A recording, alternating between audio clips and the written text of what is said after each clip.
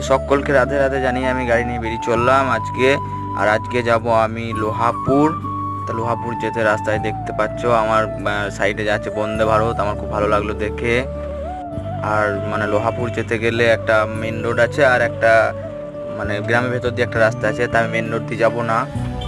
তা এই রাস্তাটা এত ভয়ঙ্কর রাস্তা, বৃষ্টি হয়ে গেলে মানে কোনো গাড়ি যাবে না। আর আমি মেন রোড দিয়ে যাবো না, কেননা এই রাস্তাতে নলাটি থেকে একদম মানে ফুল টাইম অল টাইম মানে জাম লেগেই থাকে। তো সেই জন্য আমি যাবো না ওইদিকে, আমি এই রাস্তা দিয়ে এসেছি। আর চলো আমার দোকান পৌঁছে গিয়েছি, দোকানে মালটা খালি করব। আর আমি এমন টাইম এসেছি আজকে জুমবার, তো সেই জন্য আমি বিল নিয়ে দাঁড়িয়ে আছি, ওরা নামাজ পড়তে গেছে।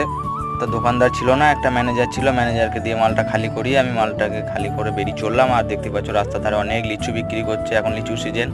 আর আমি যে গ্রাম রাস্তাটি গিয়েছিলাম সেই গ্রামের রাস্তা দিয়ে আবার ঢোকার পরে দেখতে পাচ্ছ একটা কাকা আখের রস বিক্রি করছে। তা আমি নিয়ে এলাম একটা 15 টাকা ভাঁড় ছিল,